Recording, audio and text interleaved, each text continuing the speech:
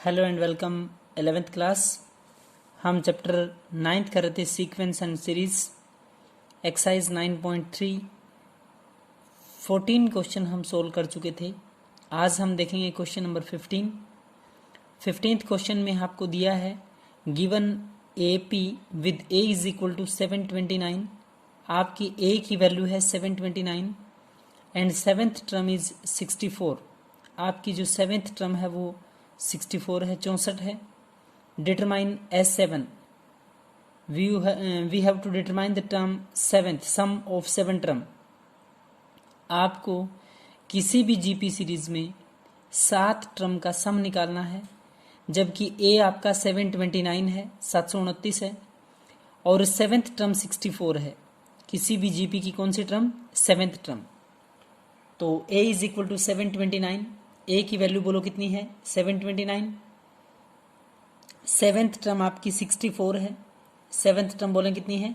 64, 64। Seventh term को आप लिख सकते हैं ए आर की पावर 6। सेवेंथ टर्म को क्या लिख सकते हैं? ए आर की power 6 is equal to 64।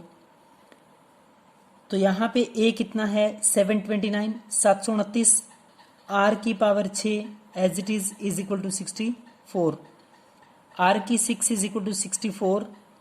729 multiply में है, इधर आके 729 किस में होगा? डिवाइड में। तो जहां आपको सेवेंथ टर्म दिया है, सेवेंथ टर्म 64, वहां से आगे क्वेश्चन बनना स्टार्ट होगा। सेवेंथ टर्म को ए आर की 6 लिख सकते हैं। ए आर की 6 64 की इक्वल है, तो 729 आर की 6 64 की इक्वल है। तो आर की 6 is equal to 64 divide by 729। Clear है? आर की 6 अगर 64/729 है, तो आर की 6 को हम 2/3 होल पूरे की पावर क्या लिख सकते हैं? 6। क्लास जैसे 64 को फैक्टर में लिखेंगे, टुकड़ों में लिखेंगे, तो 2 की 6 आएगा। 729 के फैक्टर करेंगे तो 3 की पावर 6 आएगा, यानी कि हम 2/3 पूरे की पावर 6। 6 से 6 cancel, R is equal to 2/3। R की वैल्यू बोले कितनी है? 2/3। नेक्स्ट देखें, एस एन निकालना। आपको 7 टर्म का सम निकालना है। S N is equal to A into में 1 minus R N, 1 minus R divide by 1 minus R. ये आर आपका लेस है 1 से, 2/3 है। अगर आपका 3/2 होता तो 1 से ग्रेटर होता, अब 1 से लेस है, 0.66 अप्रोक्सीमेट वैल्यू है इसकी। तो S N is equal to A into 1 minus R N divide by 1 minus में आर। S7 क्लास आपको 7 टर्म का सम चाहिए किसी भी जीपी की, तो 729 इंटू 1 माइनस 2/3, आर आपका 2/3 है, 2/3 उसकी पावर कितना है? 7 डिवाइड बाई 1 माइनस में आर। 1 माइनस आर का मीनिंग है क्लास 2/3। क्लियर यहाँ तक? तो S7 is equal to 729 as it is. 1 minus 2/3 पूरे की पावर 7 है, तो इसका मतलब अगर हम इसको स्प्लिट करें, अलग अलग लिखें, तो 2 की पावर 7 लिख सकते हैं और 3 की पावर 7। डिवाइड बाई 1 माइनस 2/3 है। 3 एलसीएम लेंगे तो 3 माइनस में 2 करेंगे तो 1/3 आएगा। बिल्कुल 1/3 लिखा है। 729 इंटू में जैसे इसको एलसीएम लेके कैलकुलेट करेंगे तो एलसीएम आएगा 3 की पावर 7। 3 की पावर 7 इंटू 1, 3 की पावर 7 ही आएगा। 3 की पावर 7 माइनस 2 की पावर 7, 3 की पावर 7 माइनस 2 की पावर 7। नीचे है आपका 3 की पावर 7, 3 की पावर 7 लिखा आपने। क्लियर है यहाँ तक? क्लास कोई डाउट है? 729 था, एलसीएम लेके कैलकुलेट किया आपने। जैसे ही 3 की 7 एलसीएम लेंगे तो आएगा 3 की 7 माइनस 2 की 7। जो नीचे 1/3 है, ये 1/3 का जो 3 है, ये इधर आके कहाँ होएगा? मल्टीप्लाई में। एलसीएम का 3 की पावर 7 था, 3 की पावर 7 ये रहा, तो 729 गुणा में मल्टीप्लाई 3 की 7 माइनस 2 की 7 इंटू 3, ये 1/3 का 3 है, और 3 की 7। क्लियर है यहाँ तक? आगे देखें। 3 की पावर 729 को हम 3 की पावर 6 लिख सकते हैं। ये 3 की पावर 1 है, मतलब 3 है, 3 लिखें, 3 की 1 लिखें। यहां पे 3 की पावर 7 है, -2 की पावर 7 एज इट इज है। नीचे आपका 3 की पावर 7 है, 3 की पावर 6 इंटू 3 की पावर 1 है। टोटल 3 की पावर क्या हुआ? 7। इधर 3 की 7 -2 की 7 है, 3 की 7 -2 की 7 डिवाइड बाय 3 की 7 है। 3 की 7 से 3 की 7 कैंसिल होगा क्लास, तो बचेगा क्या? 3 की पावर 7 -2 की पावर 7। 3 की पावर 7 को लिख सकते हैं 3 into 3 into 3 into 3 means 7 time लिखेंगे क्लास, तो आएगा 2187 2187 -128 128। जैसे ही दोनों को लेस करेंगे, घटाएंगे, सम ऑफ 7 टर्म किसी भी जीपी का वो आएगा 2059। कितना आएगा क्लास? 2059। Clear class? नेक्स्ट देखें क्वेश्चन।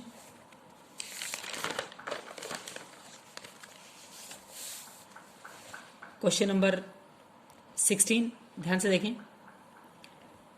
फाइंड ए जीपी, आप लोगों को जीपी फाइंड करना है for which sum of the first 2 term, पहली 2 टर्म का जो सम है वो -4 है, and the 5th term is 4 times the 3rd term. Class ध्यान से समझे। Find a GP for which sum of first 2 terms is -4 and the 5th term is 4 times the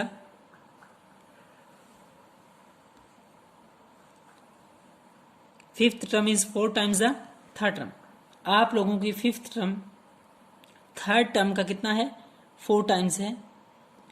आप लोगों को जीपी सीरीज निकालना है। Sum of first 2 term is -4। Sum of first 2 term, किसी भी जीपी की पहली 2 टर्मों का जोड़ आएगा -4, and the 5th term is 4 times the 3rd term, and the 5th term जो आपकी 5th टर्म है वो 4 टाइम है किसकी? 3rd टर्म का। Clear? Sum of 2 term means S2। S2 आपका -4 है। S2 अगर दिया है तो S2 को क्या लिख सकते हैं? A इंटू 1 - R की पावर 2। सम ऑफ 2 टर्म है ये, मीन्स n आपका 2 है। A इंटू में 1 - RN मीन्स 1 - R की power 2 divide by 1 - R is equal to कितना है? -4 डिवाइड 1 माइनस में R। दोबारा देखें, S2 अगर आपका -4 है तो क्लास S2 को लिख सकते हैं A इंटू 1 - R की 2 over 1 - R is equal to -4 है। A इंटू में 1 - R स्क्वायर का मतलब है एक बार प्लस एक बार minus, A square minus B square, 1 square minus R square लिख सकते हैं। तो एक बार प्लस एक बार माइनस लिख सकते हैं। नीचे 1 - R है इज इक्वल टू -4 है। 1 - R से 1 - R कैंसिल होगा। A इंटू में 1 प्लस R, ध्यान से देखें, A इंटू में 1 प्लस में R किसकी इक्वल है? -4 के इक्वल है। अब एक और कंडीशन आपके पास थी, 5th term is 4 times 3rd term. 5th term यानी कि टर्म 5th 4 टाइम है किसका? 3rd टर्म का।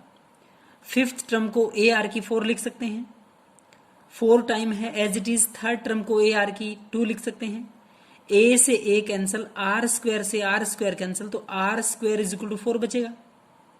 ध्यान से देखें बच्चे, R square is equal to 4 है, तो R इज इक्वल टू इधर स्क्वायर है, उधर जाके क्या होगा? रूट।